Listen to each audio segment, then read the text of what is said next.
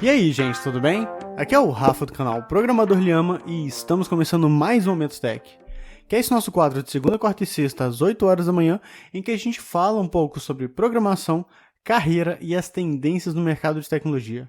Então já deixa o like para ajudar o nosso trabalho, se inscreve para receber mais conteúdos e me siga nas redes sociais, eu vou deixar os links aqui embaixo. Pessoal, é o seguinte, eu vou pegar uns comentários aqui de uns vídeos de Momentos Techs passados que são muito interessantes. E vai acabar sendo, né, o motivo, o tema principal dessa nossa conversa. E eu já te adianto, se você tem algum tema em relação a Momentos Tech que você quer trazer para discutir, para que eu dê uma olhada, bota aqui nos comentários. Faz todo sentido a gente ter esse tipo de conversa. Mas olha só, eu peguei aqui, olha, um comentário do Clevison Barbosa, e ele falou o seguinte, né? Foi um vídeo que eu falei sobre por que eu vou continuar usando Python em 2025. E para quem só acha vagas em PHP e ama codar em Python e nunca consegue emprego em Python. Então esse cara aqui, ele tá querendo fazer transição de linguagem.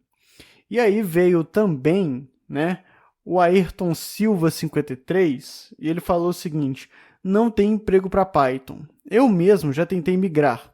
Passei pouco menos de um ano tentando.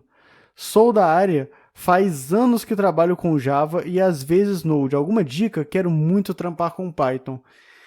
Pessoal, isso daqui é complexo, né? Isso aqui é complexo. Eu vou dar hoje uma certa volta em alguns temas para falar uma coisa que é óbvia, mas também não é. E aqui no canal eu tento trazer algumas matérias, estatísticas, relatos de outras pessoas, e isso vai ser embasado também no relato de uma pessoa, e aí você vai entender, tu vai entender. Mas é o seguinte, quando a gente estava lá em 2019, 2020, é um período que eu gosto de chamar carinhosamente de pastelaria dos devs.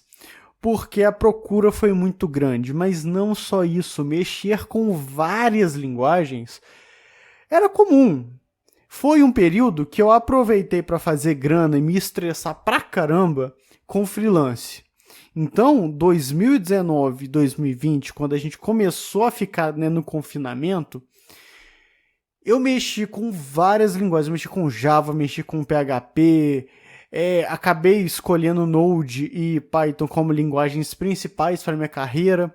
E aqui vai um adendo. Se você é um programador mais experiente, tu sabe, cara, tu sabe que dá para você mexer em outro projeto por associação. Por exemplo, vamos supor que você não é um cara que entende tanto assim de PHP, mas você sabe um pouco de lógica, você sabe um pouco dos fundamentos, do que é uma framework, do que é uma interface. Bom, dá para você olhar o código do teu coleguinha, entender um pouco aquele negócio ali e replicar no código mesmo que você utilize pouco PHP. E tu sabe disso.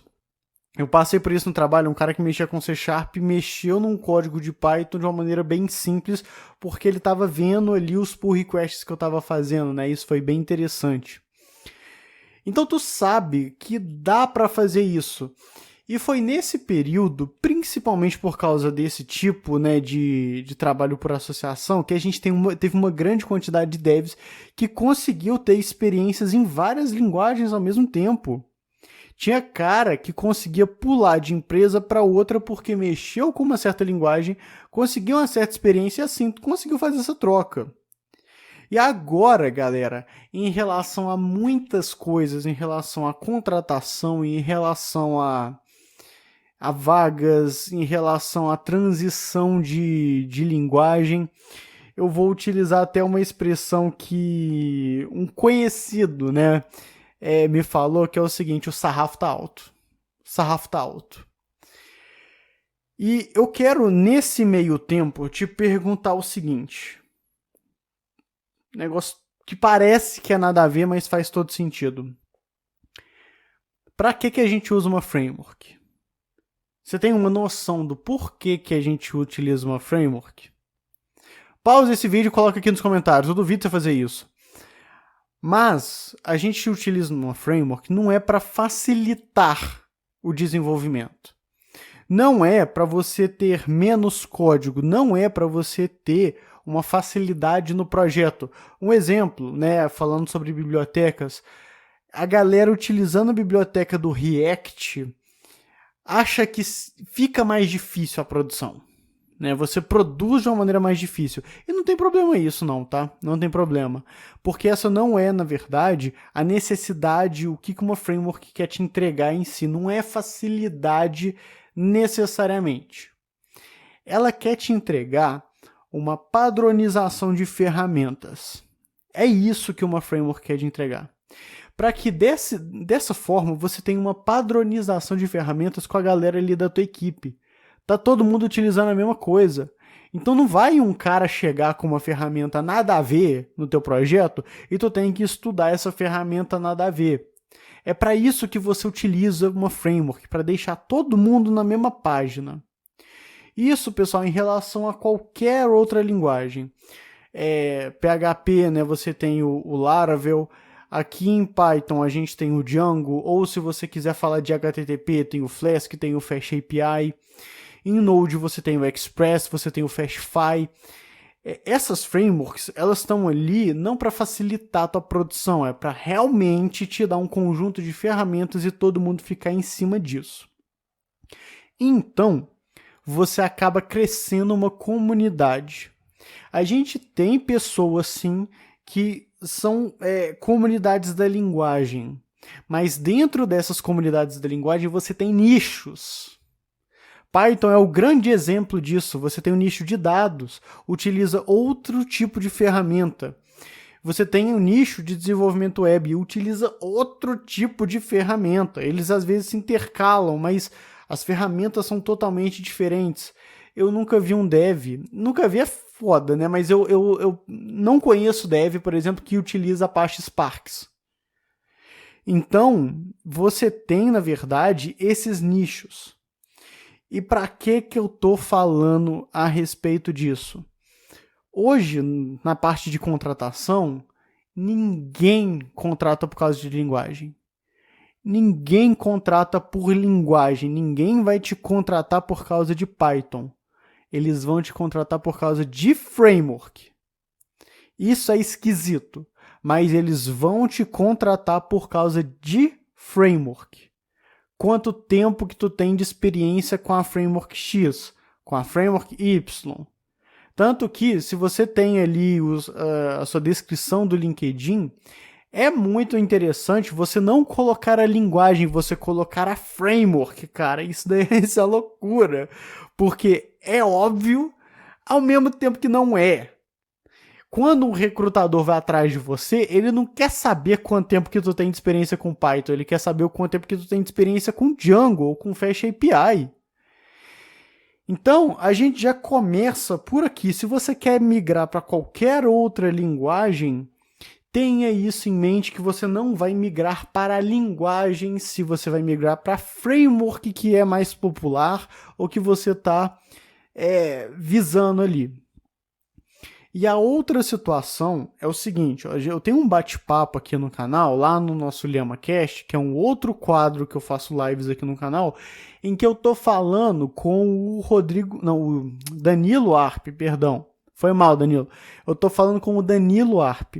Ele é um recrutador, principalmente no caso de recrutamento para outros países também, principalmente Portugal. Então ele faz recrutamento para dentro e para fora.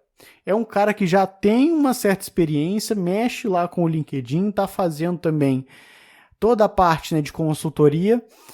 Só que para ele não se importa tanto assim, e eu entendo os recrutadores falarem isso, que eles não se importam tanto com o quanto de linguagem que você sabe, mas na verdade o nível de experiência em tempos que você tem de uma dada framework. E aí que mora o perigo. Você tem que demonstrar, quando você está fazendo uma transição de linguagem, quanto tempo que tu tem daquela framework. Você tem que demonstrar experiência. Você consegue, às vezes, burlar essa questão de tempo? Consegue. Consegue. E é aí que eu falo. Poxa, tô trabalhando numa empresa que não utiliza a linguagem que eu quero migrar. Que raios de droga eu faço para conseguir ir para essa linguagem? Tu tem que fazer algum projeto por fora. Tu tem que mostrar que tu domina aquela parada. E aí o tempo que você mexeu com esse projeto, tu vai colocar ali no teu currículo, no teu LinkedIn, nos caramba, tu vai fazer marketing disso, tu vai falar que tu dominou aquilo. Porque conversando ali no LhamaCast com o Danilo, eu mesmo sendo um programador anos em Python e querer mudar para uma outra linguagem, por exemplo, Java, a minha experiência de Python conta, mas não tanto. É muito mais preferencial que ele pegue um cara que já tenha 2 anos em Java. E aí eu tô ferrado. Então, a ideia mesmo de transição de linguagem é você demonstrar que você sabe utilizar a framework de um modo inteligente, de um modo interessante e fazer marketing disso. É complicado. E o sarrafo tá alto. Cara, é realmente complicado, tá? Então, eu tomaria, na verdade, a ideia da migração de linguagem como um projeto a médio e longo prazo. Até aquele cara lá, o Lucas Montano, ele falou que ele demorou 2 anos para sair, né, de PHP para Java, no momento que o mercado não estava tão aquecido assim, né? Então, eu acredito, vendo opiniões de outras pessoas e analisando um pouco a ideia das vagas, que essas são as 2 perguntas que você tem que responder. Qual framework tu está utilizando e quanto tempo de experiência tu tem nisso? E é isso. E aí, meu amigo, você concorda com o que eu tô falando? Você discorda disso daqui tudo que eu tô falando? Deixa aqui nos comentários, vamos continuar trocando essa ideia, vamos enriquecer esse nosso debate. Bom, espero ter respondido a galera que fica mandando aqui esse tipo de pergunta, né? Se você tem também alguma sugestão para o Momentos Tech, deixa aqui nos comentários. Vamos com certeza debater a respeito disso. E eu acho que é isso, né? Bom, galera, eu fico por aqui. A gente se vê nos próximos Momentos Techs e até mais.